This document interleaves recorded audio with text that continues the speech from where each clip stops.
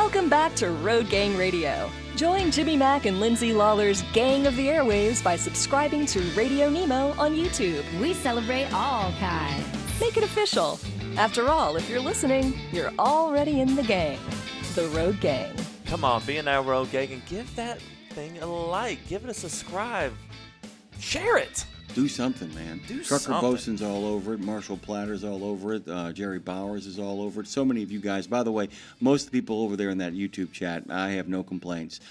From the special shout-out you give us while you're out there chatting to all the content that you are sharing. There are moments when I want to say, hey, do these guys work for us? Man, they don't. They're members of the gang, the Road Gang. I'm really going to, as we head towards the holiday season, a lot of big things are going to be happening. I hope you guys will continue to promote the big things when we post about them, when we get those little promo posts. Continue to put them up, continue to direct people towards us so that more people can figure out that this is the best live transpo show in the known universe that happens to also exist everywhere as well. A lot of our partners in regards to content providers made the trip, took the risk with us, came to spread the good word, came to spread the news, came to talk about case studies as well. In case you guys don't know what a case study is, it's a deep dive look into a particular subject through the lens of one individual moment in time. And often what people do is they assemble a series of case studies that then create a mosaic of information. So rather than looking at, one particular piece of information,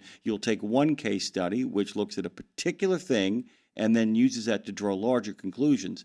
What people then do is assemble a number of case studies and then kind of do comparisons and contrast to kind of put it together. That's kind of Micah Larsen's game today. You guys know him, of course. He is with Truckers Against Trafficking, TAT nonprofit. TAT is what we're talking about, and this is the traffic stop with TAT. And we're going to be talking about human trafficking in the news. I want you guys to go to tatnonprofit.org. You can find them on the Book of Face at TAT Nonprofit, Instagram, same old deal, and then once again on the link of in. You can find them everywhere. Please follow them. Please subscribe to anything they got cooking or going on. It's a great way to kind of be, and by the way, the techniques they teach are in many ways part of the culture of safety for yourself as well. All of that being unpacked, Mike has got a lot on his plate today, and he is a dear friend of this show. So, Micah, good morning. Good morning. How are you? I don't have any complaints. It's actually a little bit warmer than it's been the last couple of days, which means it's perfect, here. We're going to have a beautiful afternoon, and we're looking forward to that. And, we're still talking about a whole bunch of fun stuff like it's Chicken Soup for the Soul Day. And, and that's a good thing. That's a good thing. Have you had any soup since the winter has begun? Well, since, it's gotten cold. Yeah, I have soup all the time. All the time. Yes, but did you have chicken fricassee dripped into a chicken stock? Oh, no. I had that last night. Oh, no. Yeah, and I don't think I can get that over where I'm at. Yeah. we had Leidenheimer French bread along with that, and French bread's got that hard outside shell and that soft inside middle. It's great for dipping. Sorry, I'm deliberately now... aggravating the heck out of our chat people who beg me to stop talking about food. Maybe I'll get some bacon sandwiches later on. Okay, Micah, let's kind of talk about how you're doing. Is everything good in your neck of the woods? Yeah, everything's great. We're now later into the quarter four of the year. End of the year's coming up, so we're just on the grind. We're busy getting all of our reports done and everything like that. But things have been good over in my neck of the woods in Phoenix, Arizona. It's finally starting to get cooler over here, which we love. I agree. It's a beautiful day, my friend. The other thing is, too, this is really important quarter for you guys as well, and then we'll kind of get to the case studies, is that often runaways, often people who are susceptible to have their lives turned upside down are particularly vulnerable this time of year as the holidays come. People who are lonely, often looking for any sense of family. People who are unemployed, looking for jobs desperately, sometimes to kind of make ends meet during the holiday season. This is a time when people really have to be on their guard about what is going on out there, correct? Yeah, absolutely. And we'll talk about this a little bit later on, but as I always say, even when you're not out on the road, if you're at a gas station, at you're at a hotel, a motel, a shopping center, right? A hotel, just pay attention to what's happening around you, and I couldn't agree more. This is a time of year that a lot of people do find themselves a bit more vulnerable than in other moments. So I agree. So we're going to be looking at two cases today, and we're going to be discussing in those stories people who saw the signs, saw the red flags, and we can and those case studies actually allow us, by specific example as opposed to general bullet points, allow us a deeper understanding of what this stuff looks like and how we can actually behave in our own world when we encounter this kind of stuff. Can you kind of talk about the case study? Can you kind of unpack this case study for us, or at least one of the two? Yeah. So one of the, it's important to break down case studies. One of the most common things I get asked when I'm at events with the Freedom Drivers Project, which for those listening, I know I'm on the show a lot, but if you're unfamiliar, I'm our mobile exhibit specialist. I travel with our mobile exhibit, the Freedom Drivers Project, around to different events around North America, such as, headquarters events, or like we'll go to truck shows like like MATS. We go to MATS every single year.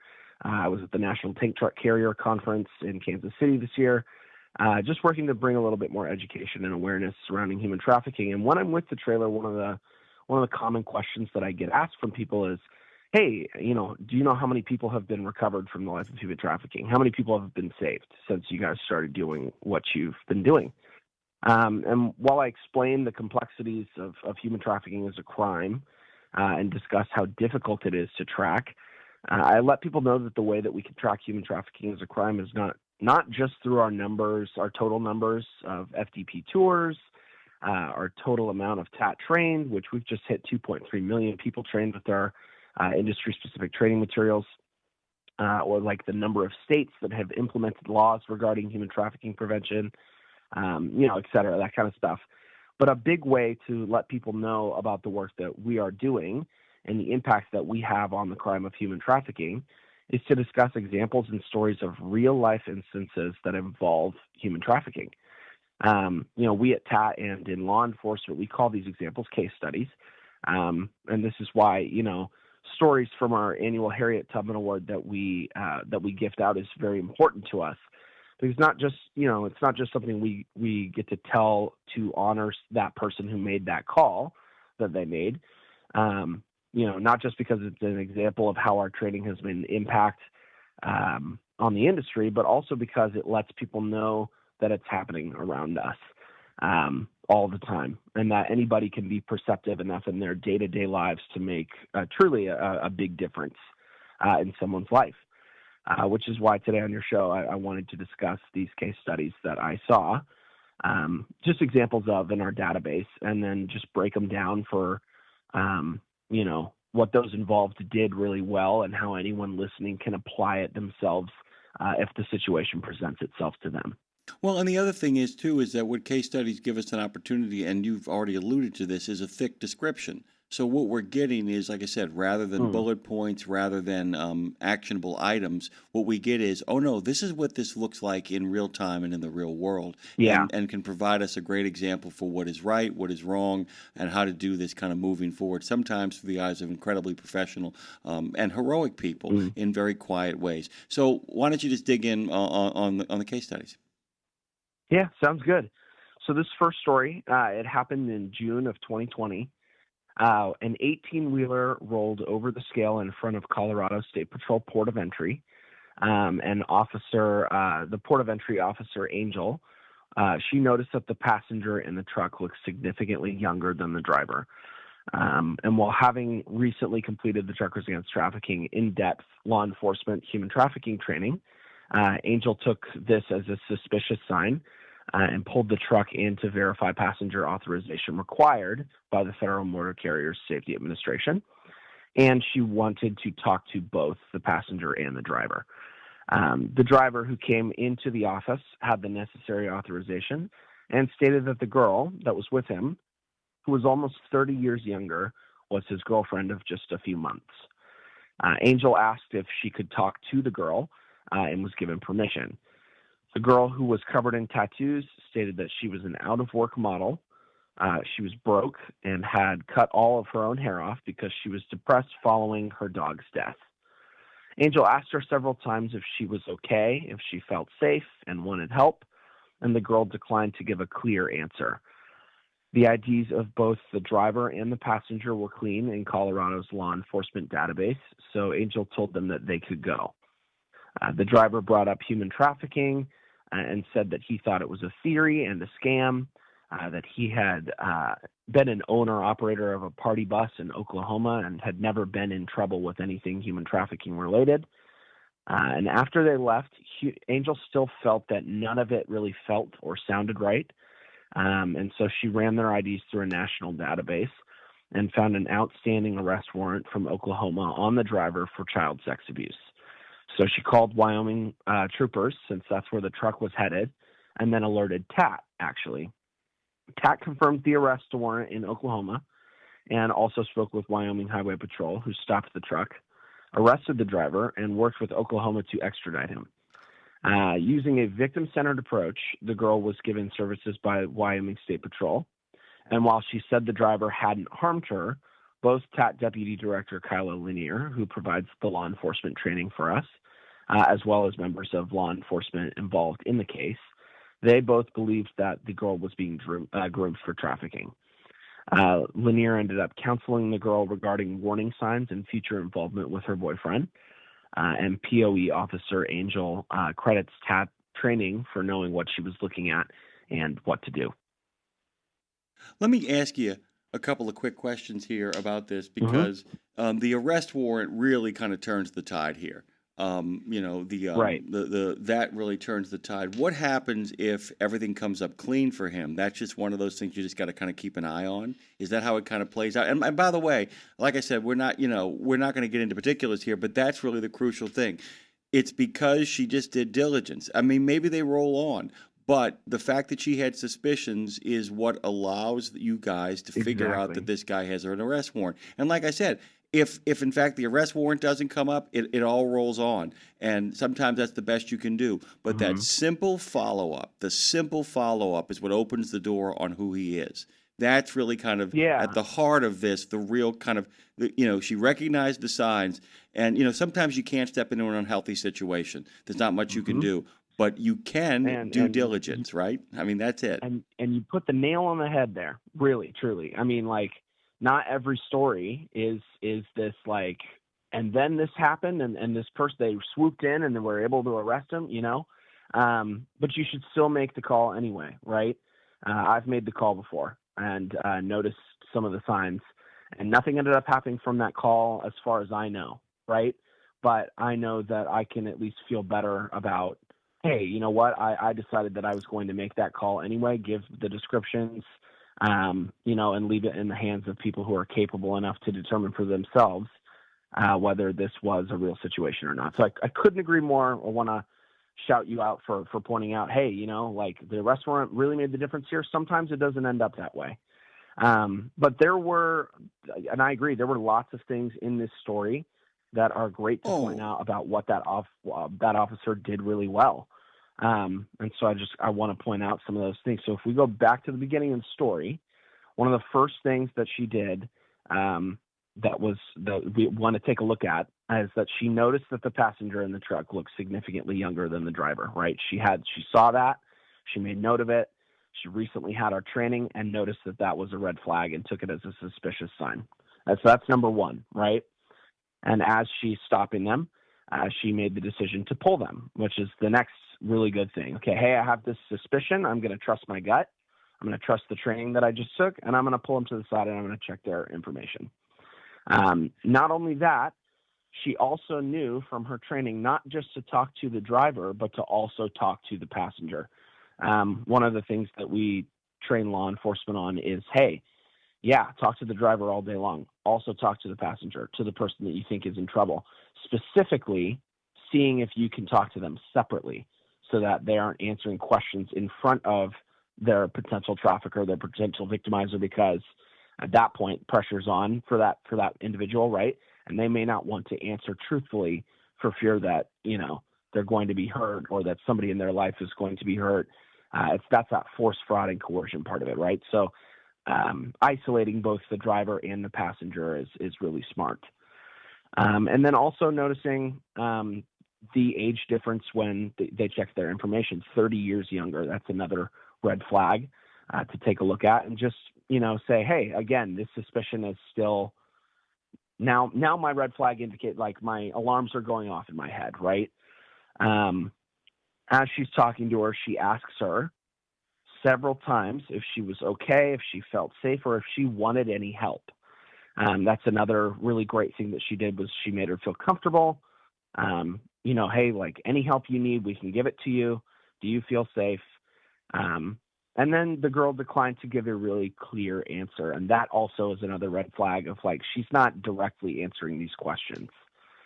The driver then, he brings up human trafficking and said that he thought it was a theory and a scam, right? And especially after having just gone through the training, Angel knows that is deflection at its finest, right? Ooh. But the really big one is that even after they came through clean and they let him go, Angel still felt that none of it felt or sounded right, and asked herself, is there anything that I can do now that the situation is over in my due diligence as an officer to still be checking these red flag indicators, right? So she decided to run their IDs through a national database, which is smart because sometimes the state database doesn't give you all of the information you need. So she went back and she did that. And then when she saw that he had an outstanding arrest warrant, she called Wyoming troopers, which was good. She called where the truck was headed towards to continue and further that investigation.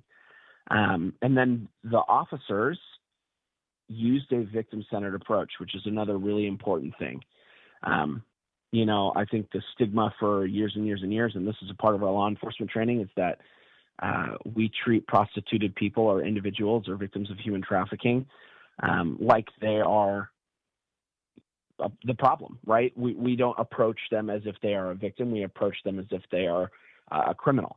And so having a victim-centered approach and approaching them with, all those same questions. Are you okay? Do you feel safe?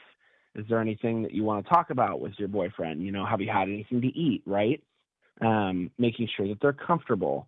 That kind of thing is really important when conducting these interviews or interrogating the potential trafficker, but then also talking to the victim like a real person, right? A person who needs help. So all of these things in this story, those were what I was pointed out by, and it's like that's 10 things right there in this story that both Angel and the officers did super, super well in regards to how to approach a situation like that. Yeah, and I like I said, I want to kind of repeat something that you just said. It's kind of a reminder that they presented themselves as an exit ramp, not a trap, to the girl. That's such a big thing. That is such a big thing, that when you present yourself as, I'm not looking to do anything to you. I am just here if you need me. And if you create an atmosphere where the person feels like, oh, the only option I have is to race back to my actual my actual attacker, my actual captor, that's a nightmare, because you could actually end up. And here's the other thing too, is the fact that she did just enough to kind of get all the signs together without setting off so many suspicions in him that he didn't do something like disappear. She just said, okay, you're good to go. And then she made her phone call so that he didn't expect it coming. He thought he had gotten through in one piece, and therefore his suspicions were probably down. The deflection is just the most insane thing. Why would you bring it up unless, of course, you knew exactly what you were doing? And it's almost like, hey, I'm guilty, come and get me. But at the same time, she still had to do the diligence as well. And that played a really large, important part. It's a remarkable story. Yeah. And it's almost textbook. Actually, it is. It is textbook, isn't it? Yeah, I mean that's exactly why it's such a great example, because even I just noticed that was 10 things right there. And you're right, it is textbook. They did everything they possibly could out of their training to make sure that situation went exactly how it was supposed to.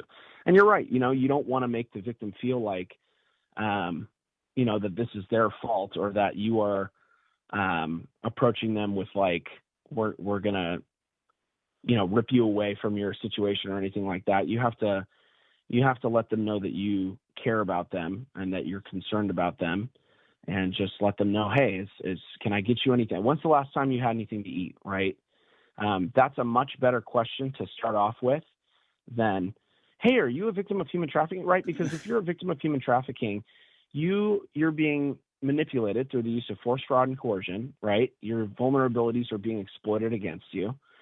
In the moment in time, they aren't going to recognize themselves as I've heard a number of survivors say, if you had asked me if I was a victim of human trafficking when I was in the life, I probably might not have even known exactly what that meant. And so there is often times where the victim does not see themselves as a victim in the moment. So you have to be really careful about how you approach that situation. This doesn't apply here. It just made me think of something. I had a guy I worked with for a long time who, working with sometimes kids who were in custody disputes. One of the things he would do to figure out if people ate well, he'd always be like, "Hey, I got a power bar. I'm going to have one. You want one?" And he would see how they would eat it. He would actually see how they would eat it and be like, "Man, you wolf that down. We got a problem here." He'd look at kids and kind of make that determination. But there's a lot of that same thinking, too. I mean, you're making a custody evaluation is what you're doing. When you see somebody that young with somebody that much older, you're actually evaluating the custody of the situation. Mike, I want to make sure we get to the other case study before we run out of time. Because the clock is now working against us. Because it's fascinating, by the way. Micah Larsen joins us this morning, and great to have him here. Go on, please. Yeah, I appreciate it, and great to be on the show as always. I like that story because it's a great, like you said, it's a textbook example. But one of the other reasons that I wanted to tell this other case study is because, that was a law enforcement situation and specifics. But what if you're just a regular person out there, right? Does this training apply to you? Absolutely.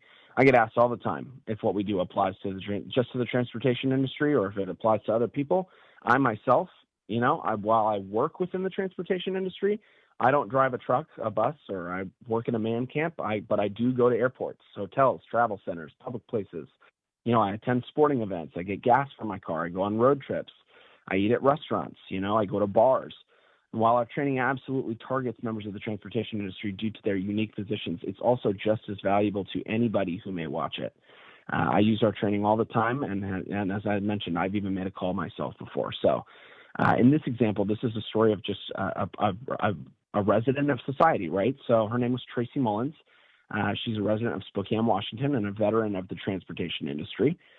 She credits the TAT training required of all employees, managers of Travel Centers of America, or TA, as is commonly referred to, with playing a pivotal role in her awareness of, hey, something that could be wrong, right?